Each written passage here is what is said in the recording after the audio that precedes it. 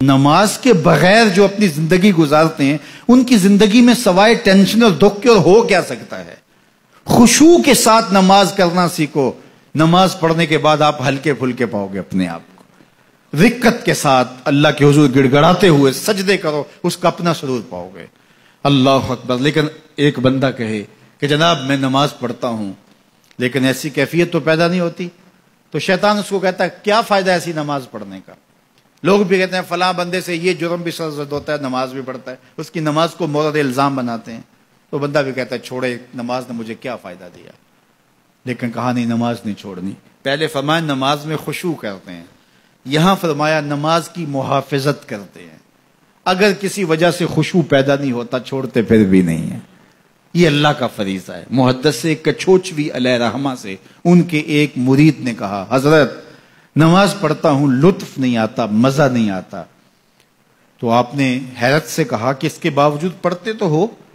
کہا جی وہ تو اللہ کا حکم ہے, وہ تو پڑھتا ہوں.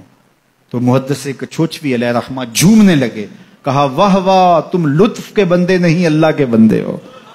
تمہیں سرور نہیں آتا پھر بھی پڑھتے ہو, اس کا مطلب ہے تم سرور کے لیے, مزے کے لیے, لطف کے لیے نہیں پڑھتے, تم تو اللہ کے لیے پڑھتے ہو. اللہ اکبر. تو بندہ سرور نہیں بھی آ رہا پھر بھی اپنے آپ کو کھینچ کے لا رہا ہے مسجد کے اندر. خیال تنگ کر رہے ہیں پھر بھی مصلی پہ اپنے آپ کو کھڑا کر رہا ہے. سوچے اس کو آوارہ پتے کی طرح کبھی ادھر پھینکتی ہیں کبھی ادھر پھینکتی ہیں, لیکن پھر بھی وہ کھڑا ہوا ہے کہ میں نماز پوری کر کے جانی ہے. بار بار کبھی بھولتا ہے لیکن پھر دوبارہ نیت مان کے کھڑا ہو جاتا ہے, نہیں میں پوری کر کے جانی ہے. یہ کیوں کرتا ہے؟ میرے اللہ کا حکم ہے. تو خشوع کی وہ کیفیت نہ بھی ہو تو کہا محافظت پھر بھی کرتے ہیں. یہ خوش نصیب لوگ ہیں. اولئک هم الوارثون. یہ لوگ وارث ہیں.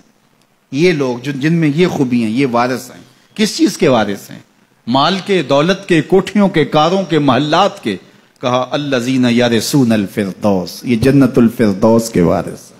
ہم فیہا خالدون. اس جنت سے وہ کبھی الگ بھی اس میں ہمیشہ رہیں گے. چونکہ موت کو بھی موت آ چکے گی, اب موت بھی نہیں, اب ہمیشہ رہیں گے. اللہ تعالیٰ فرمائے گا اردیتم, جنتیوں کیا راضی ہو؟ اہل جنت کیا تم راضی ہو؟ تو وہ کہیں گے ہمیں کیا ہوا کہ ہم راضی نہ ہوں, ہمیں تو وہ ملا جس کا ہمیں تصور بھی نہیں تھا. ہمیں جنت مل گئی, محلات و قصور مل گئے. جو سب سے آخر میں جنت میں جائے گا, سب سے آخر میں, جس کو ہماری پنجابی میں پھاڑا کہتے ہیں, سب سے آخر میں, اس کو جنت میں کتنی جگہ ملے گی؟ جو بندہ سب سے آخر میں آتا اس کو دھوپ میں جگہ ملتی ہے, جو اس سے تھوڑا سا پہلے آ گیا اس کو برآمدے میں ملی, جو اس سے پہلے آیا اس کو اندر جگہ ملی. ایسے ہی ہوتا ہے. تو جو سب سے آخر میں جائے گا جنت میں تو وہ سب سے بڑا گنہگار ہوگا, اور جہنم کے رگڑے سہ سہ کے وہ جہنم سے نکلے گا سب سے آخر میں. بخاری شریف میں تذکرہ موجود ہے. اللہ کے حضور حاضر ہوگا اور اللہ اس بندے کو کہے گا بتا کیا چاہیے. وہ کہے گا مالک مجھے یہ چاہیے. اللہ فرمائے گا لک ما تمنیت, جو تو نے آرزو کی جات سب کچھ میں نے تیری جھولی میں ڈال دیا, اب جنت میں چلا جائے گا. اب اس کو تو یہ ہوگا سایہ دیوار میں جگہ مل جائے تو غنیمت ہے. جنت کے کسی درخت کے نیچے جھونپڑا لگا لوں تو کافی ہے. چلو کوئی 2 مرلے کا 3 مرلے کا کٹھیا بھی مل جائے تو کافی ہے. اس کے لیے تو اتنا ہی کافی کہ جہنم سے نکل گیا. لیکن اس کو کہا جائے گا جا جنت میں چلا جا, اور تیرے لیے جنت میں دنیا سے 10 گنا جگہ ہے.